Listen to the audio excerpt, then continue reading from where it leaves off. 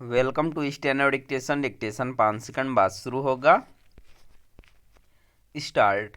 बांग्लादेश जैसी अराजकता में डूबा हुआ है, उससे वह केवल आत्मघात की ओर ही बढ़ता हुआ नहीं दिख रहा है, बल्कि भारत के लिए खतरा भी बढ़ा रहा है।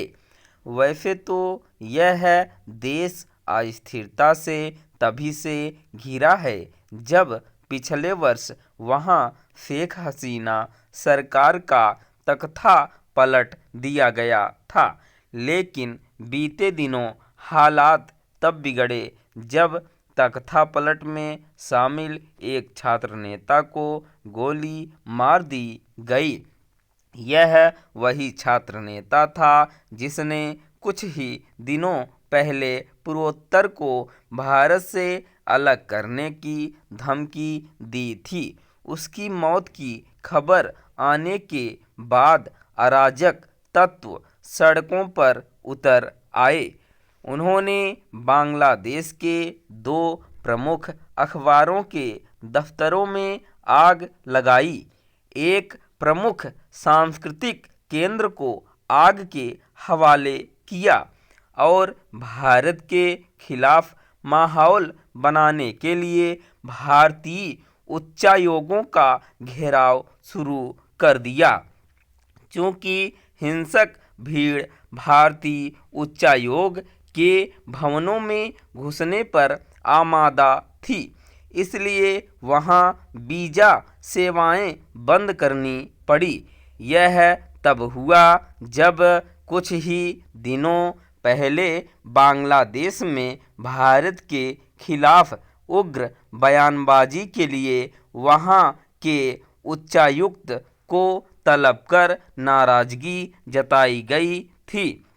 बांग्लादेश में भारत के खिलाफ जहर उगलने वाले ही नहीं, बल्कि अल्पसंख्यकों और विशेष रूप से हिंदुओं पर हमले करने वाले भी बेलगाम हैं।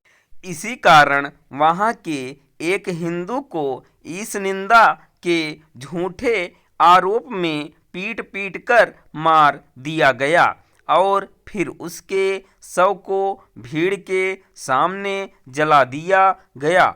बर्बरता की यह पराकाष्ठा उस बांग्लादेश में देखने को मिल रही है जहां की अंतरिम सरकार के प्रमुख नोबेल पुरस्कार विजेता मोहम्मद यूनुस हैं।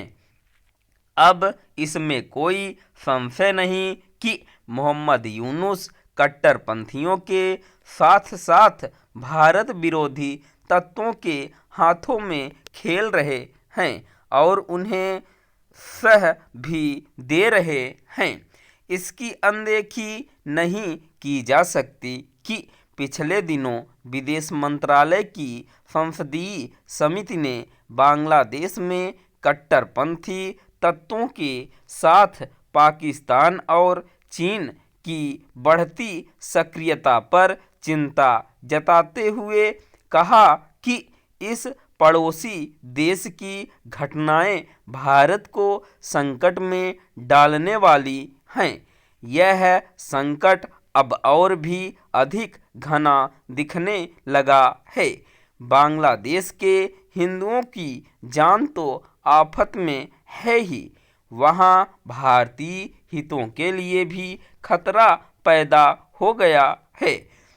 बांग्लादेश एक ऐसे समय अराजकता में डूबा है जब वहां चुनाव नज़दीक हैं।